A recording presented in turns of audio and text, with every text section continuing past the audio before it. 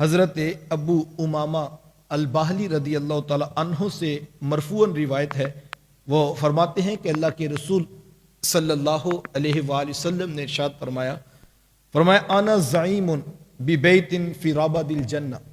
حضور فرماتے ہیں کہ میں اس شخص کو جنت کے اطراف میں گھر کی ضمانت دیتا ہوں۔ کس شخص کو؟ لمن تارک المراء وان کان محقا، فرمایا کہ جو حق پر ہونے کے باوجود جھگڑا چھوڑ دے، میں محمد اس کو جنت میں محل کی ضمانت دیتا ہوں۔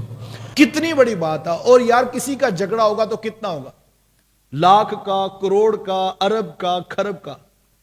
یار کسی کا 7 زمینوں کا بھی جھگڑا ہو، یہ 7 زمینیں بھی بیچ کر جنت کا 1 انچ نہیں خریدا جا سکتا۔ میرے حضور اتنی بڑی بشارت دے رہے ہیں کہ حق پر ہونے کے باوجود جھگڑا چھوڑو، ہم تمہیں جنت میں محل کی ضمانت دیتے۔ اور میں کہتا ہوں کہ بڑا ہی نادان ہوگا جس نے یہ حدیث سن لی ہو اور پھر جو ہے وہ جھگڑا کر رہا ہو، تو کتنا نادان ہے۔ اتنی بڑی بشارت، اتنی بڑی ضمانت دی گئی۔ اور پھر دوسرا پہلو جو اس حدیث میں میری نظر میں ہے وہ یہ ہے کہ 2 لوگوں میں جب اختلاف ہوتا ہے، جھگڑا ہوتا ہے، تو ظاہری بات ہے ایک شخص حق پر ہوتا ہے اور دوسرا شخص ناحق کر رہا ہوتا ہے، ایک ظالم ہوتا ہے اور دوسرا مظلوم ہوتا ہے۔ عقل یہ کہتی ہے کہ آپ جو ظالم شخص ہے، جو ناحق کر رہا ہے، اس کو سمجھائیں۔ اگر آپ حق والے کے پاس چلے گے تو وہ تو کہے گا صاحب میں تو حق پر ہوں، آپ مجھے سمجھانے آ گئے۔ آپ کو اگر شوق ہے تو آپ جا کر جو ظالم شخص ہے اس کو سمجھائیں، میں تو حق پہ کھڑا ہوں، آپ مجھے سمجھانے آ گئے۔ اللہ اکبر۔ عقل کہتی ہے جو ظلم کر رہا ہے اس کو سمجھانے جاؤ، میرے حضور اس کی طرف نہیں جا رہے، میرے حضور جو حق والا ہے اس کو فرما رہے ہیں۔ تو اس کا دوسرا پہلو اگر ہم غور سے دیکھیں تو شاید یہ بھی لگتا ہے کہ میرے حضور جو ناحق جھگڑا کرنے والا ہے اس سے ناراض ہی اتنے ہیں کہ میرے حضور اس سے بات بھی نہیں کر رہے۔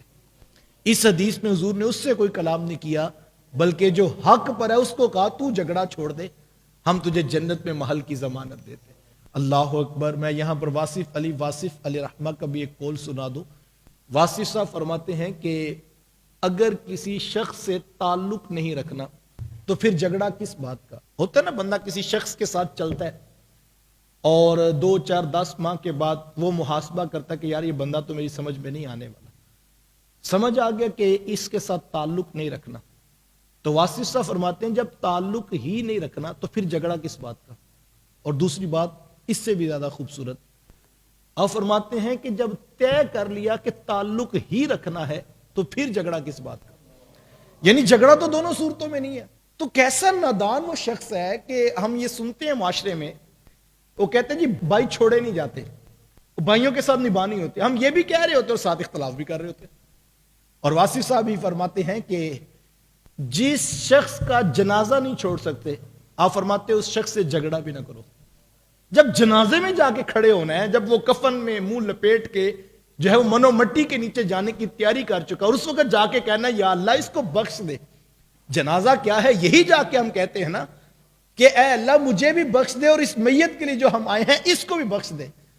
یار جب وہ کفن میں منہ لپیٹ کے بیٹھا ہے اور منو مٹی کے نیچے جا رہا ہے، اور اس وقت ہم ہاتھ باندھ کے وضو کر کے قبلہ رخ ہو کے کہہ رہے ہیں مالک اس کو بخش دے، یا جب مرنے کے بعد ہم رب کے آگے منت کر رہے ہیں کہ اس کو معاف کر دے، تو زندہ شخص کو ہم کیوں نہیں معاف کرنے کے لیے تیار؟